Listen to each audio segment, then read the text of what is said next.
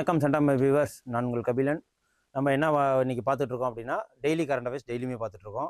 ஏன் current affairs ரொம்ப important அப்படின்னு கேட்டுக்கிட்டிங்கன்னா, ஒரு மார்க்கும் நம்மளோட முன்னேற்றத்தை தடுக்கும். ஓகேங்களா?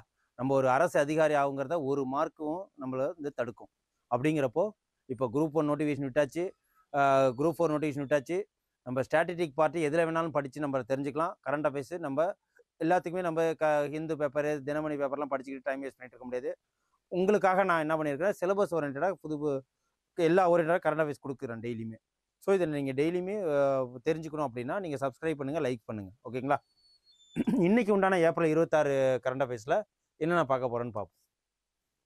இந்த தமிழ்நாடு நியூஸ்னு எடுத்துக்கிட்டோம்னா, இந்த நாகப்பட்டினம் மாவட்டத்தில் டைடல் பார்க், மினி டைடல் பார்க்னு ஒன்று ஆரம்பிக்க போகிறாங்க. இது யார் வந்து ஆரம்பித்தாங்க அப்படின்னு சொல்லிட்டு பார்த்தீங்கன்னா, மு.க. ஸ்டாலின் அவர் தான் ஆரம்பிக்க போகிறாங்க. இது வந்து 2வது mini tidal park in South இந்தியாவில். ஓகேங்களா? மொத்தம் 7 டைடல் பார்க் இருக்குது.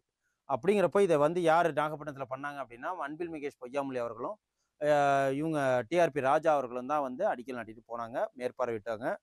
அந்த இதில் நாகப்பட்டினத்தில் இந்த நியூ மினி டைடல் பார்க்கை எஸ்டாப்ளிஷ் பண்ண போகிறாங்க. இந்த டைடல் பார்க் மீனிங் என்ன அப்படின்னா, டிட்கோ எல்காட், இது இரண்டும் சேர்ந்தால் தான் டைடல். இந்த டிட்கோ அப்படின்னா என்னன்னா, தமிழ்நாடு இண்டஸ்ட்ரியல் டெவலப்மெண்ட் கார்பரேஷன். இது எப்போ வந்து ஆரம்பித்தாங்க அப்படின்னா 1965. அதுக்கப்புறம் எலக்ட்ரானிக் கார்பரேஷன் ஆஃப் தமிழ்நாடு, இது எப்போ ஆரம்பித்தாங்கன்னா மார்ச் 21, 1977. ஓகே, இது வந்து எம்ஜிஆர் பீரியடில், இது வந்து காங்கிரஸ் பீரியடில். அதுவும் நல்லா நோட் பண்ணி வச்சுக்கோங்க. அதுக்கப்புறம் தமிழ்நாட்டில் ஃபர்ஸ்ட் டைடல் பார்க் எங்கே ஆரம்பித்தாங்க அப்படின்னு பார்த்தீங்கன்னா, சென்னை தரமணியில் 2000 அந்த வருஷத்தில் ஆரம்பித்தாங்க. அதுக்கு பிறகு தான் அந்த ஆரம்பித்த டைடல் பார்க்கில் தான் ஏகப்பட்ட கம்பெனிஸ் வந்தது. ஐடி இண்டஸ்ட்ரி பூம் ஆணுச்சு, குளோபலைசேஷன் பெருசானுச்சு. இதுக்கு மூலயமா பிறகு தான் நான் 80s கிட்ஸ் 90s கிட்ஸுக்கு நிறைய வேலை கிடைக்க ஆரம்பிச்சது. இப்போ இருக்கிற 2K கிட்ஸ் வரைக்கும் எல்லாருக்குமே நிறைய வேலை கிடைக்குது இந்த ஐடி இண்டஸ்ட்ரி மூலயமா தான். அதுக்கப்புறம் தமிழ்நாட்டில் மினி டைடல் பார்க் எங்கே ஆரம்பித்தாங்க ஃபர்ஸ்ட் அப்படின்னா, மொத்தமாகவே திருச்சிற்றம்பலம் அப்படிங்கிற ஒரு விழுப்புரத்தில் இருக்கிற ஒரு ஏரியாவில் தான் இது ஆரம்பித்தாங்க. அதுக்கப்புறம் சவுத்து தமிழ்நாட்டில் எங்கே ஆரம்பித்தாங்க ஃபர்ஸ்ட் அப்படின்னு பார்த்தீங்கன்னா, விட்டாம் அப்படிங்கிற தூத்துக்குடியில் ஒரு இடம் இருக்குது. அந்த இடத்துல மினி டைடல் பார்க் ஆரம்பித்தாங்க. இப்போ செகண்ட் தான் வந்து எங்கன்னா நாகப்பட்டினத்தில் ஆரம்பிச்சிருக்காங்க. ஓகேவா? இந்த 7 நியோ டைடல் பார்க்கு இருக்கு இல்லைங்களா, இது வந்து என்ன அப்படின்னா, இந்த அதாவது இன்ஃபர்மேஷன் டெக்னாலஜி அதாவது எலக்ட்ரானிக் செக்டார், இது ரெண்டுத்துக்குமே வந்து டயர் 2 சிட்டியில் ஆரம்பிக்கணும், நிறைய பேருக்கு வேலை வாய்ப்பு தரணும் அப்படிங்கிறதா மெயின். இப்போ சாஃப்ட்வேர் வேலைன்னா எல்லாருமே வந்து சென்னை போக வேண்டிய அவசியம் இல்லாமல் அந்தந்த ஏரியாவில் நியர்பை ஏரியாவில் ஆரம்பிக்கிறதா. இப்போ தஞ்சாவூரில் கூட டைடல் பார்க் ஒன்று ஆரம்பிச்சிருக்காங்க அப்படின்னு சொல்லிட்டு நம்ம பார்த்தோம் முன்னாடி கரண்ட் அஃபேர்ஸில். இப்போ இது வரைக்கும் கவர்மெண்ட் இது வரைக்கும் எவ்வளோன்னா 7 நியோ டைடல் பார்க் வந்து செட் பண்ணியிருக்கிறாங்க. இது என்னன்னா 2023-24 பட்ஜெட் மூலயமா. ஓகேவா? அடுத்த நியூஸ் போயிடலாம். National news. என்ன நேஷனல் நியூஸ் அப்படின்னு பார்த்தீங்கன்னா, இது என்னன்னா சிம்லிபால் நேஷனல் பார்க் எங்கே இருக்குது? சிம்லிபால் நேஷனல் பார்க்காக அறிவிச்சிருக்காங்க. எங்கே அப்படின்னா ஒடிசாவில். மொத்தம் இதுக்கு முன்னாடி ஒடிசாவில் என்ன ஒரு நேஷனல் பார்க் இருக்குது அப்படின்னா, பித்தர்கனிகா நேஷனல் பார்க்னு ஒரு நேஷனல் பார்க் இருக்குது. அதுதான் ஃபர்ஸ்ட் ஒடிசாவில். இது 2வது தான் சிம்லிபால் நேஷனல் பார்க்கு. மொத்தம் தமிழ்நாட்டில் இல்லை, இந்தியாவில் மொத்தம் எத்தனை நேஷனல் பார்க் இருக்குது அப்படின்னு கேட்டிங்கன்னா, இதை சேர்க்காம சிம்லிபால் நேஷனல் பார்க்கை சேர்க்காம 106, சேர்த்தா 107. ஓகேவா?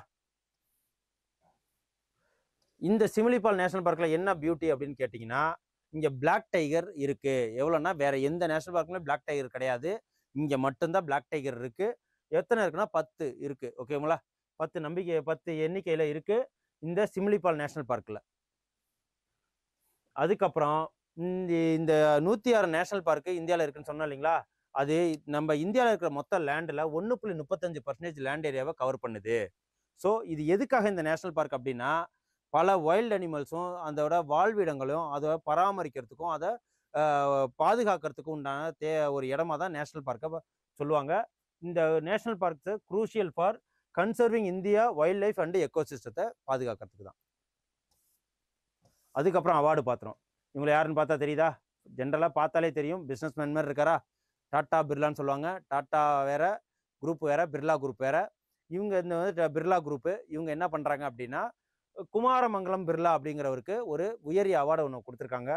அந்த உயரிய அவார்டு என்னன்னா லதா தீனநாத் மங்கேஷ்கர் அவார்டுங்கிறது.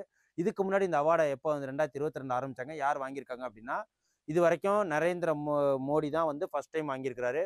2வது வந்து ஆஷா போஸ்லே, 3வது வந்து ஆஷா போஸ்லே சிங்கர், அவங்க லதா மங்கேஷ்கரோட தங்கை வேற. 4வது வந்து லதா மங்கேஷ்கர். 5வது வந்து லதா மங்கேஷ்கரோட தங்கை வேற. 6வது வந்து அதுக்கப்புறம் அமிதாப் பச்சன். இவங்க 3 பேருக்கு அப்புறம் 4வதா யார் வாங்கியிருக்காருன்னா, இந்த கேஎம் பிர்லாங்கிறவரு, குமாரமங்கலம் பிர்லா. இவர் என்னன்னா ஆதித்யா பிர்லா குரூப்போட சேர்மனும் இவர் தான். ஓகேவா?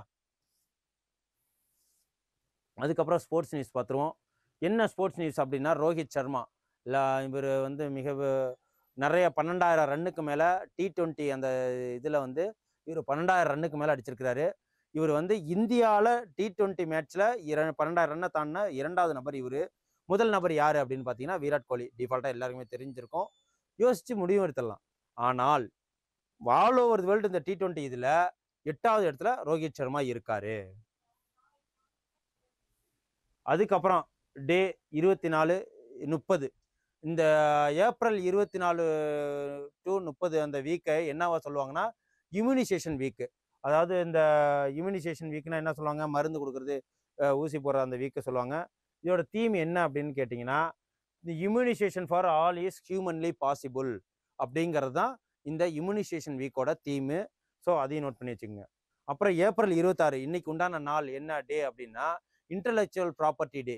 ஓகேங்களா? ஒருத்தவங்க யாராவது கஷ்டப்பட்டு கண்டுபிடிச்சிருப்பாங்க, அதை யாரும் திருடி அதை யூஸ் பண்ணக்கூடாது, பணம் சம்பாதிக்கக்கூடாதுங்கிறது தான் இந்த இன்டலெக்சுவல் ப்ராப்பர்ட்டி டே. அந்த இளையராஜா கூட அடிக்கடி வந்து என்னோடது என்னோடதுன்னு சொல்லாரு இல்லைங்களா அந்த சாங்கு, அதுக்காக அமௌண்ட்லாம் கேட்பார் இல்லைங்களா, அந்த இதுக்காக தான் இந்த வேர்ல்டு இன்டலெக்சுவல் ப்ராப்பர்ட்டி டே இன்னைக்கு தான். இதோட தீம் என்ன அப்படின்னா intellectual property and music, feel the beat of intellectual property அப்படிங்கிறது தான் இதோட தீம். அதுக்கப்புறம் இன்னும் ஸ்கீம்ஸ்க்கு வந்துருவோம். அட்டல் புஜல் யோஜனா. அட்டல் புஜல் யோஜனா, புஜல்னாலே தெரிஞ்சது, ஜல்லு வந்துடுது. இது எந்த மினிஸ்ட்ரி கீழே வருது அப்படின்னா ஜல் மினிஸ்ட்ரி.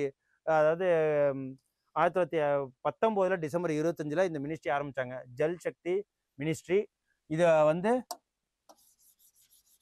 இந்த ஸ்கீம் வந்து எப்போ ஆரம்பிச்சாங்கன்னா இது கிரவுண்ட் வாட்டர் மேனேஜ்மெண்ட் ஸ்கீமு. இது யார் ஃபண்டு பண்ணுறாங்கன்னா வேர்ல்டு பேங்க்கு. இது எதுக்காக இது ஆரம்பிச்சாங்கன்னா 2வது பீரியட்ல பிரதம மந்திரி மோடி இருக்கார்ல, 95வது பிறந்த நாளுக்காக அட்டல் பிகாரி வாஜ்பாய் இருக்காருங்களா, அவரோட பிறந்த நாள் அப்போ இந்த மினிஸ்ட்ரி ஆரம்பிச்சாங்க. இந்த அட்டல் புஜல் யோஜனா, இந்த அட்டல் ஜல் லித் அதல் கிரவுண்ட் வாட்டர் ஸ்கீம், அதாவது அட்டல் வாட்டர். இது வந்து கிரவுண்ட் வாட்டர் மேனேஜ்மெண்ட்டை ரெஜுவினேட் பண்ணுறது தான் இதோட ஸ்கீமோட இது. இந்த அட்டல் பிகாரி வாஜ்பாயோட 25 December 2009 the purpose of the scheme is improve ground water management. Ground water மேனேஜ்மெண்ட்டை 7 ஸ்டேட்டில் வந்து இம்ப்ரூவ் பண்ணுறது தான் இதோட முக்கியமான நோக்கம். இன்னைக்கு உண்டான கரண்ட் அஃபேர்ஸ் உங்களுக்கு ரொம்ப யூஸ்ஃபுல்லாக இருக்குன்னு நம்புகிறேன். ஸோ அடுத்த நாள் உங்களுக்கு யூஸ்ஃபுல்லான கரண்ட் அஃபேர்ஸோட எக்ஸாம் ஓரியன்டாக நான் உங்களை வந்து சந்திக்கிறேன். அது வரைக்கும் நன்றி. தேங்க்யூ. பை.